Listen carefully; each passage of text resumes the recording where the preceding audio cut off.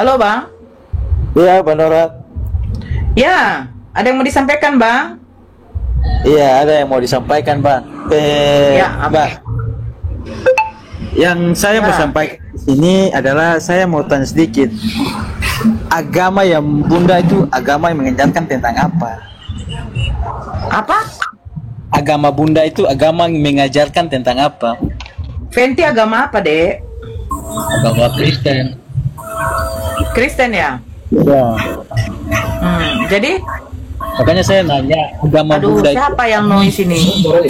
mengajarkan tentang apa? Agama kami mengajarkan tentang apa? Tentang ketawitan, Bang. Menyembah hanya kepada satu Tuhan.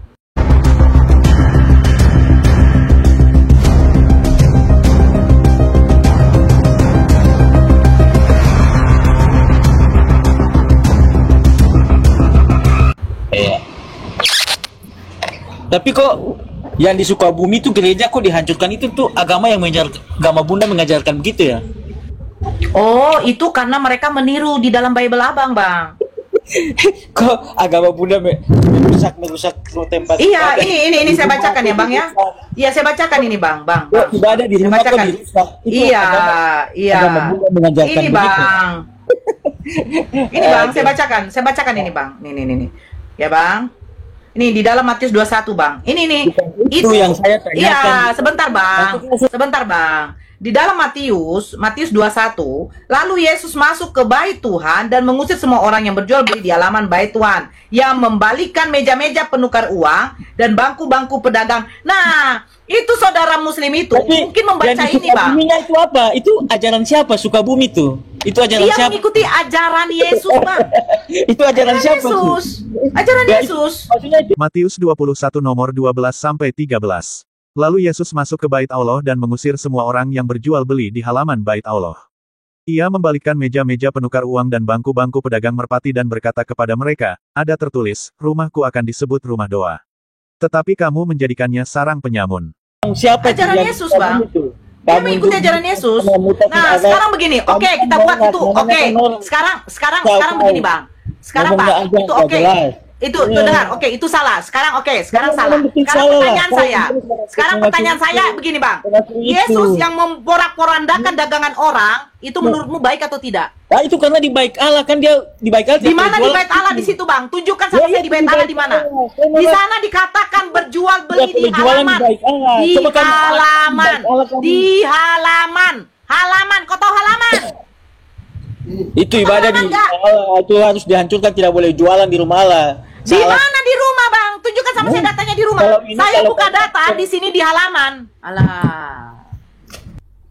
Ini ada yang mengong ya. Mereka katanya di dalam bait. Sementara yang berjual beli di halaman. Kalau Yesus ajarkan ajaran kasih, kenapa dia mesti mengamuk? Tapi Yesus mengajarkan ajaran kasih. Harus kasihi musuh. Kenapa dia mengamuk? Ini saya tunjukkan. Kau bilang katanya di dalam. Saya bingung ya. Kristen ini apa paham? Nih. Ya. Dan mengusir semua orang yang berjual beli di halaman. Nah, pertanyaan saya, ketika anak saya main di halaman, apakah berarti dia main di dalam rumah? Nah, jangan main di dalam rumah. Tapi kami di halaman, Mak. Iya, jangan main di dalam rumah. Kan tahu. Masalahnya begini ya. Katanya Yesus ajarkan kasih. Setidaknya beginilah ya. Ada tetangga saya, dia parkir mobilnya di depan halaman rumah saya. Apakah saya langsung hancurkan mobilnya? Enggak. Palingan saya bilang, Bu, iya Bu Nora, itu Bu, mobilnya bisa tolong dipindahkan Bu. Soalnya saya mau nyapu halaman Bu. Oh, iya, maaf ya Bu Nora, gitu. Ini enggak, datang dia langsung mengamuk. Barbar, bubak. Alah, kayak teringat aku yang pedagang kaki lima itu loh. Kira-kira siapa yang mengamuk tuh pedagang kaki lima? Itu pun kalau Satpol PP, kalau sudah terjadi pembongkaran pedagang kaki lima, pasti akan diberi peringatan dulu. Peringatan pertama, peringatan kedua, kalau tidak diindahkan, barulah dibongkar dagangannya. Ini enggak. Tiba-tiba langsung Sekarang dia membongkar. Jangan kau bawa ke situ. Ini lagi nih ya. Ini lagi. Ini nih. Ciri-ciri ajaran kasih. Ajaran Yesus kan gini. Tuh tengok tuh ajaran kasih. Ya kan? Ajaran kasih nih. Kasih. Tuh kasih tuh. Ajaran kasih. Ya Masa. Halo Masa.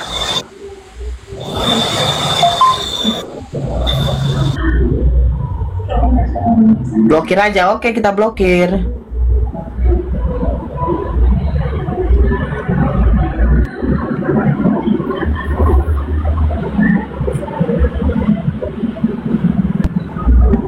Oh dia orang Nias, marganya Mendrova. Orang Nias marganya Mendrova. Cari kalian ya, Nias marganya Mendrova sebenarnya. Oke. Cut, hilang. Hilang kan? Kayak gitulah ajaran kasih ya. Udah paham kalian kan ajaran kasih? Seperti itulah. Ya Slaber, Yongi. Halo Yongi. Nora Ritona, Bang Faruk yang hari-hari live tentang kebencian terus, Nora. Tapi Open tidak cam lah, apa-apa lah, bro. Nora. Nah, saya di kamar ini gelap, Nora, on cam. Nggak ada. Emang kenapa lampumu? Nggak sanggup kau bayar listrikmu? Bukan nggak sanggup, saya belum Oh, nyalakan on cam aja lah kau. lampu kamar. Ya nyalakan lah. Aku kayak di gua Hira ini, nanti keluar dari gelap jadi nabi, kayak Nabi Muhammad, keluar dari gua jadi nabi. Loh. Ya kan? Terus kalau ada Tuhan yang dimasukkan ke dalam goa, itu gimana? Manusia dimasukkan ke dalam goa, tiba-tiba keluar jadi Tuhan, gitu.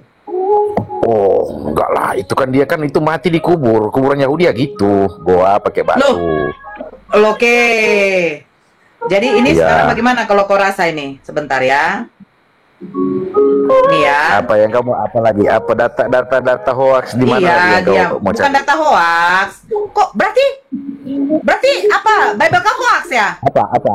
Aku mau nanya, aku ini dalam kegelapan, ntar lagi keluar dari gelap, jadi aku mau ketemu Jibril, ntar lagi keluar dari gelap, jadi Ini Jadi saya tadi. baca ya. Berarti kamu menolak ini ya. Kamu menolak ini ya. Di sana masuklah ia ke dalam sebuah gua dan bermalam di situ. Maka firman Tuhan datang kepadanya demikian. Apakah kerjamu di sini, hai Elia? Pertanyaan saya, Elia ini siapa? 1 Raja-Raja 19 nomor 9. Di sana masuklah ia ke dalam sebuah gua dan bermalam di situ. Maka firman Tuhan datang kepadanya, demikian, apakah kerjamu di sini, hai Elia? Elia. Ya, Elia itu siapa? Ya Elia ya nabi zaman dahulu.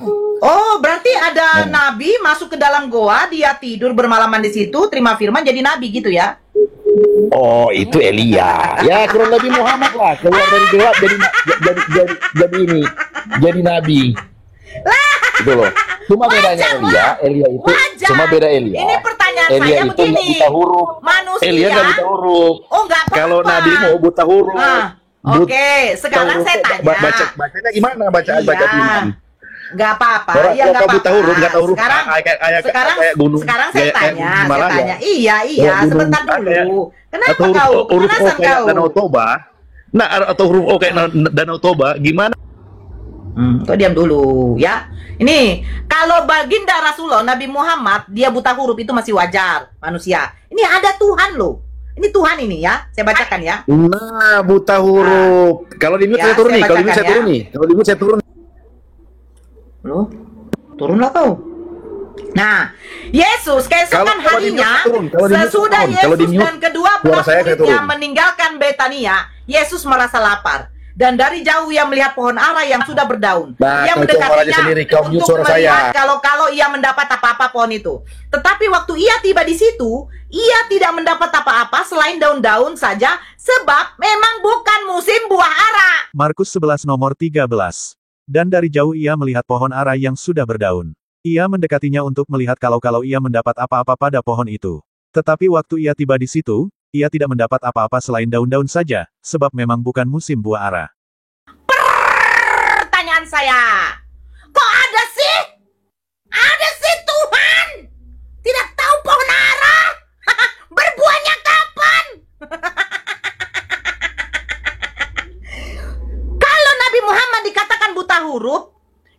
wajar. Emangnya nenek moyang kita dahulu pandai membaca? Waktu dijajah oleh Belanda, mereka diperbolehkan itu sekolah. Mereka tahu ABCD. Enggak kan? Kalau mereka tidak tahu membaca menulis, itu wajar manusia. Lah ini ada Tuhan, ketika merasa lapar, dia datangi pohon ara, tetapi dia tidak tahu, bro. Oh, ternyata pohon ara ini belum waktunya musim berbuah. Terus dikutuk. Kenapa baginda Rasulullah dikatakan adalah buta huruf? Tapi bukankah kalian menuduh bahwa Al-Quran itu mencontek Bible kalian? Bagaimana mungkin bisa orang yang buta huruf menjelaskan peristiwa-peristiwa terjadi mulai penciptaan langit dan bumi, mulai pencipta manusia pertama, bagaimana ketika bangsa Israel keluar dari tanah perbudakan yang dituntun oleh Nabi Musa, bagaimana cerita tentang Nabi Nuh dengan kaum yang diberikan banjir bah, terus bagaimana kaumnya Nabi Lut yang dimusnahkan. Dari mana yang katanya kalian adalah buta huruf bisa mengetahui itu? Terus kalian mengatakan bukankah katanya Al-Quran itu mencontek dari Bible kalian? Tapi giliran kalian menuduh tidak bisa menulis, tidak bisa membaca. Terus kamu lihat anak yang berumur 3 tahun saja sudah bisa membaca Al-Fatihah. Apakah dia bisa membaca dengan menulis? Tidak.